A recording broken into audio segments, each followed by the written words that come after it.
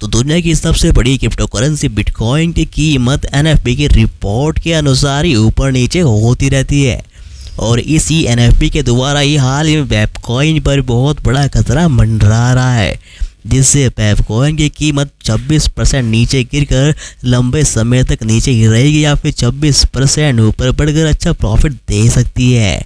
दरअसल दोस्तों, अगर हम बात करें पिछले 24 घंटों में बिटकॉइन की कीमत में पहले से ज़्यादा गिरावट आई है और इस गिरावट की वजह है बिटकॉइन, क्योंकि बिटकॉइन की कीमत एक बार फिर से $55,000 से नीचे गिर गई है और इसी की वजह से अब बिटकॉइन की कीमत एक डेंजर सिचुएशन में जूझ रही है। अगर डेटा निवेशकों की उम्मीद से कम प्रदर्शन करता है तो बिटकॉइन की कीमत में 26% की गिरावट होने के पूरे चांस हैं।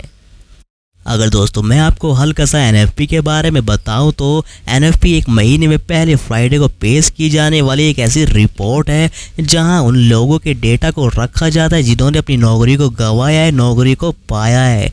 और सबसे बड़ी बात, ये डेटा अमेरिका की इकोनॉमी में जोड़ा गया है।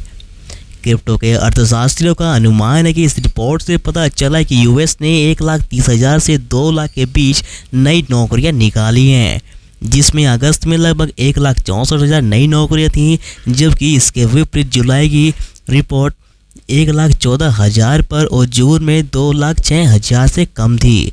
दोस्तों, अगर एनएफटी रिपोर्ट 1,64,000 से कम आती है तो बेरोजगारी की दर ऊंची बनी रहती है। तो दोस्तों, बेरोजगारी को कम करने के लिए अधिक नौकरियां निकालने की ज़रूरत होगी और 50 BP की दर में भी कटौती करनी पड़ेगी, क्योंकि ये आर्थिक विकास को दबा सकती है और बेरोजगारी को बढ़ा सकती है। दोस्तों, अब अगर हम बिटकॉइन की कीमत की बात करें तो उसकी कीमत में गिरावट जारी है, क्योंकि बिक्री या सेलिंग का दबाव पूरी क्रिप्टो मार्केट पर हावी है, जिसमें कल इसकी कीमत 3.2% नीचे गिरकर 0.5 टाइम $0709 पर पहुंच गई थी।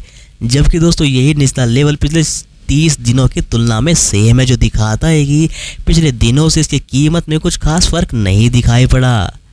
अगर दोस्तों बिटकॉइन की कीमत इसी करंट लेवल से नीचे गिरती है तो ये 26% नीचे गिरकर 0.5 टाइम $0520 पर आ सकती है, जो 5 अगस्त की गिरावट की तुलना में एक नया सबसे निचला लेवल होगा।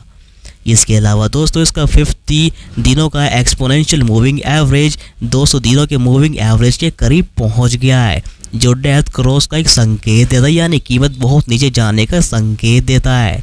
दोस्तों, अगर यही संकेत बनकर पूरा हो जाता है तो यह बिटकॉइन की कीमत लंबे समय तक नीचे पहुंच सकती है। और दोस्तों सबसे बड़ी बात तो यह है कि कल एनएफपी की रिपोर्ट जारी हुई है, जिसमें अमेरिका की लेबर ब्यूरो ने बताया है कि अगस्त में एनएफपी की रिपोर्ट 1,42,000 पर गई है, जिसका मतलब है कि बेरोजगारी की दर ज़्यादा बढ़ चुकी है और मार्केट थोड़ा डाउन जा सकती है और बिटकॉइन भी नीचे गिर सकता है। और जैसे आज ये 5% की गिरावट के साथ मार्केट में ट्रेड कर रहा है, तो एनएफटी रिपोर्ट के अनुमान का असर दिखाई देना शुरू हो चुका है। तो बाकी दोस्तों देखते हैं क्या कुछ होता है इस कॉइन के अंदर। तो दोस्तों ये थी आज की इम्पोर्टेंट वीडियो। अगर आपको ये इन्फॉर्मेशन अच्छी लगी तो चैनल को सब्सक्राइब और वीडियो को लाइक शेयर करना ना भूलें।